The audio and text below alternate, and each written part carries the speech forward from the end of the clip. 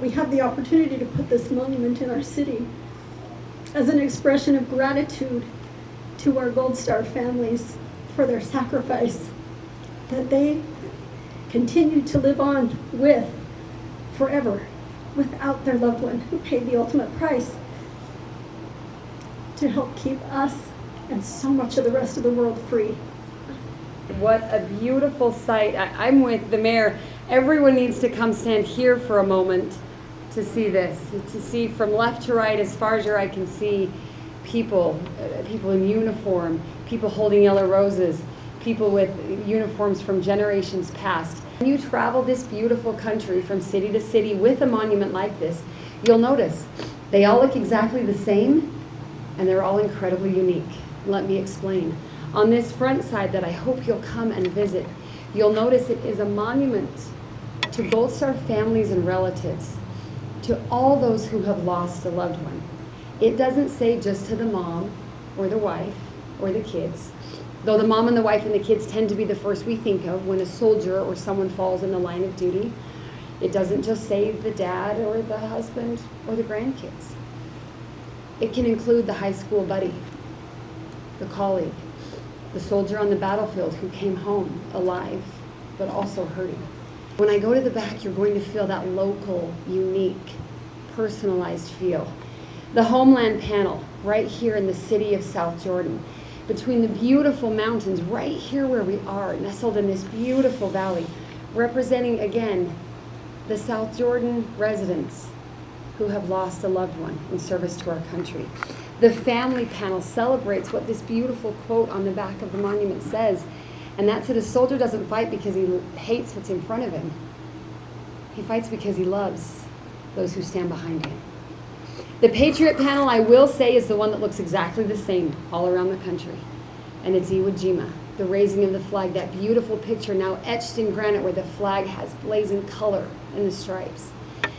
And that one is always there to remind us of the founder of the Woody Williams Foundation, Herschel Woody Williams himself.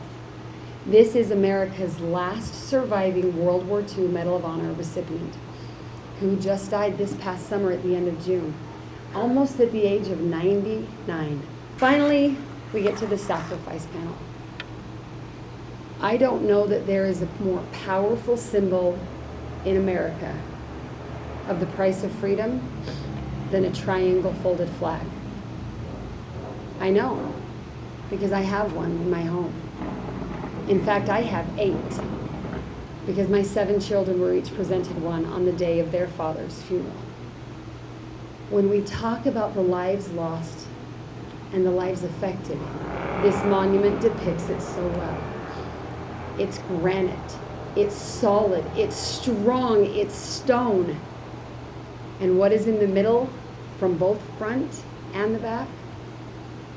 A giant hole in the shape of that soldier, sailor, airman, Marine, or Coast Guardsman. Military surviving families are strong and solid in the pride we feel for the men and women we love that have laid down their lives for our country.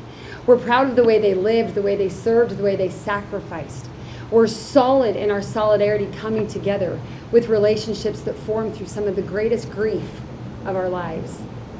And each of us, as we continue to live and honor and smile and love, do so with a giant hole right in the middle of us.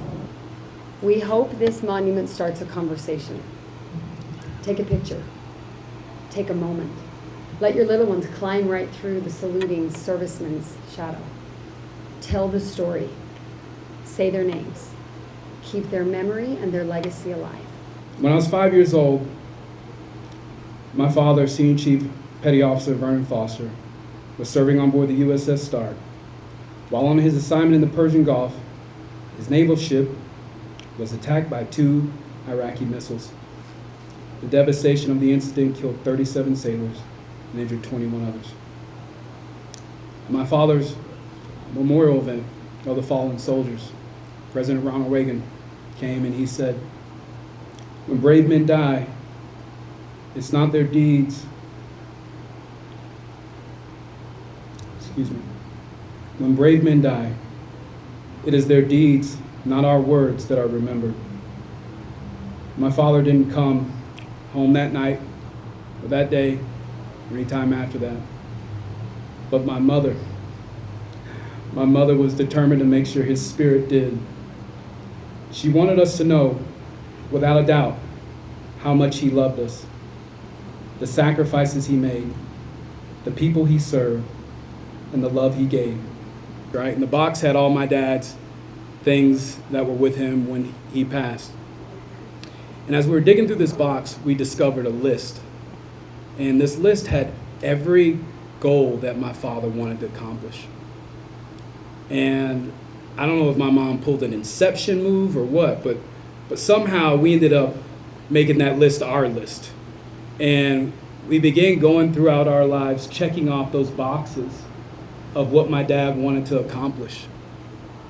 And some of those things on that list were like graduating from college at Florida State, going to military school, having a ranch. We haven't done the ranch thing yet, but we'll get there. We checked off everything but 3.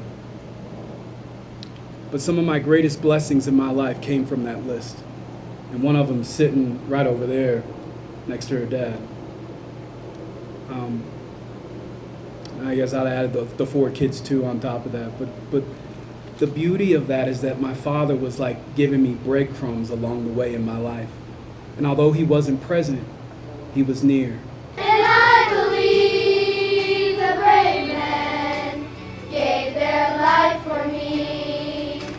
How can I repay the gift of liberty?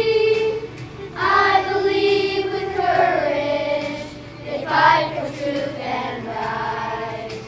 God bless our soldiers tonight. This is what we'll continue to take. Let's continue to serve. Let's continue to take the time out to do these type of very important events. Planting the seeds for our kids as they sing songs like they just a minute ago. The seeds that will allow them one day, like I did for so many seasons in NFL, stand and look at that flag and get teary-eyed.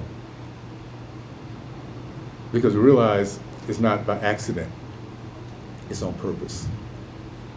It's men and women on purpose paying the price. And so for the Gold Star families, thank you for your sacrifice. Thank you for keeping the faith